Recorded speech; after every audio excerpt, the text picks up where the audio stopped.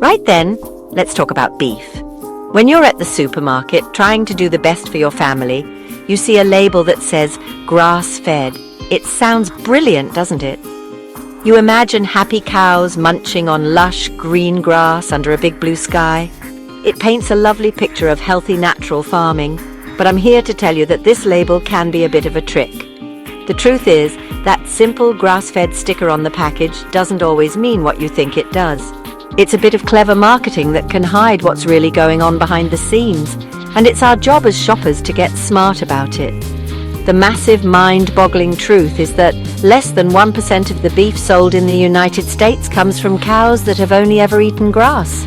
That's right, over 99% of it is a different story altogether. The secret is that nearly all cattle in the country start their lives on pasture, eating grass with their mothers. So technically, almost every cow is grass-fed for a portion of its life. The big change happens in the final 3 to 6 months, which is when most of them are moved off the fields and into a completely different environment for the final stage of fattening. This little detail is what the labels often forget to mention. So what changed? Well, back in 2016, the US Department of Agriculture decided to drop its official definition of grass-fed. It was a quiet little change, but it blew a massive hole in the system. Before this, there were specific government standards a producer had to meet to use that label. When the USDA stepped back, it created a loophole. Now companies can set their own definitions, which means a package can be labeled grass-fed even if the animal spent its last few months eating grains in a feedlot.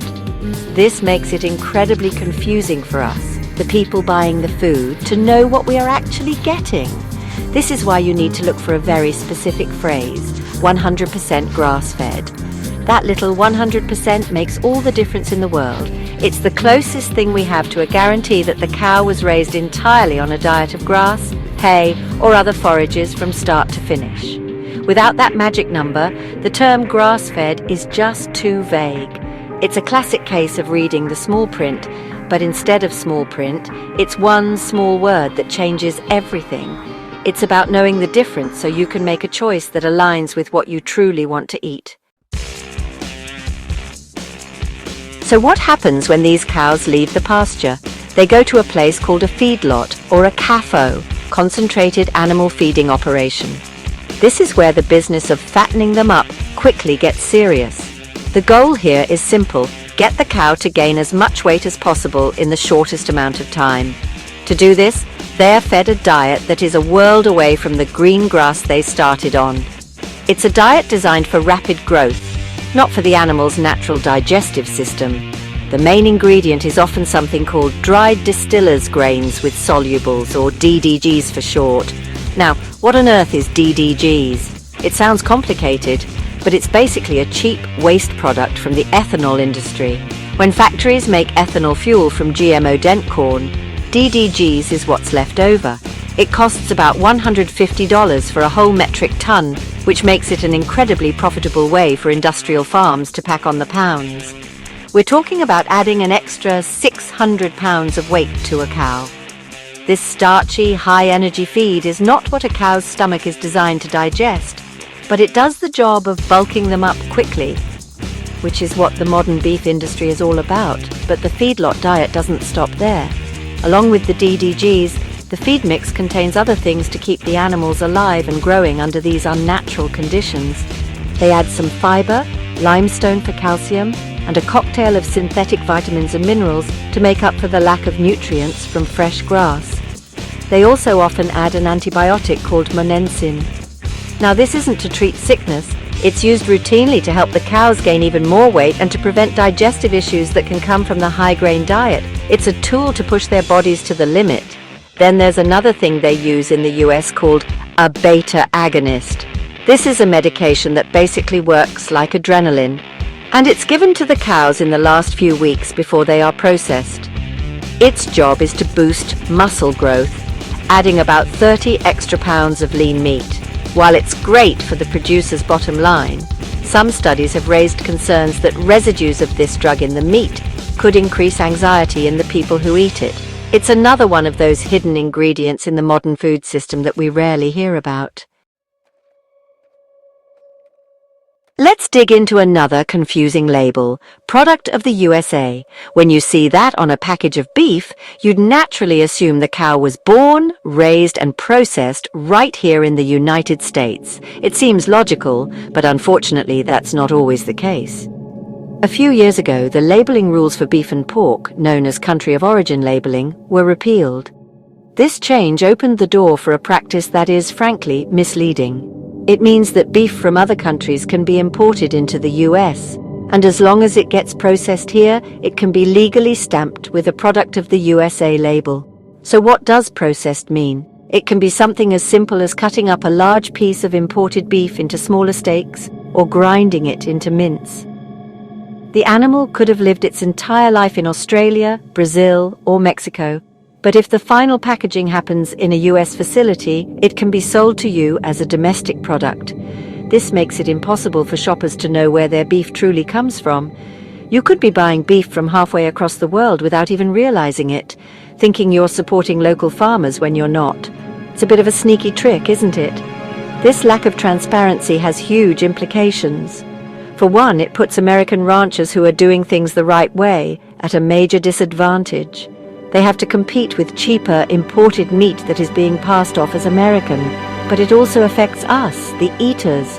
We lose our power to choose. Maybe you want to buy beef from a country with high animal welfare standards, or maybe you want to reduce your food miles by buying local. With the current labeling rules, making that choice is incredibly difficult.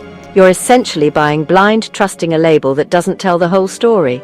Think about this for a moment. When you buy a typical fast food hamburger, the meat inside that bun could come from over 100 different cows. That's because large-scale processing plants mix together trim and mince from countless animals, some of which could be from the US, and some of which could be imported under these loose labeling rules. It's a global supply chain that ends up in a single patty, and the journey of that meat is almost completely hidden from view. Knowing this really makes you stop and think about what's on your plate. After all that, you might be feeling a bit lost. It seems like the system is designed to confuse us. But don't you worry, because there is a way forward. You absolutely can find beef that comes from cows raised the right way, on grass, from start to finish. The most important thing to do is to become a label detective. As we talked about, you need to look for the phrase 100% grass-fed.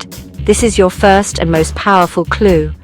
Often this will be paired with a certification from a third-party organization, which adds another layer of trust.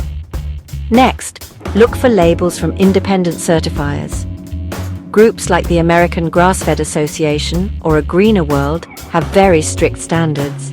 For a product to get their seal of approval, it means the animal was fed only grass and forage, was never confined to a feedlot, and was never given antibiotics or hormones. These certifications are voluntary, so when a farmer goes through the trouble and expense of getting one, it shows they are truly committed to a high standard of animal welfare and quality. It's like having an expert check the work for you. Another brilliant way to find the good stuff is to buy local. Go to your local farmers market and talk to the people who are actually raising the animals. Ask them questions. Ask them what their cows eat, how they are raised, and if you can visit their farm. A good farmer will be proud to tell you their story. Building a relationship with a local rancher is the best way to get total transparency. You're not just buying beef, you're supporting a family and a local food system that is better for the animals, the environment, and your health. Ultimately, every pound of beef you buy is a vote. It's a vote for the kind of food system you want to support. By choosing to seek out and pay for 100% grass-fed, locally raised or certified beef, you are sending a powerful message to the big food industry. You're saying that you care about transparency, animal welfare and quality. It might take a bit more effort at first, but making these informed choices empowers you to feed your family food that is honest, wholesome and truly nourishing. And that, my friends, is what the food revolution is all about.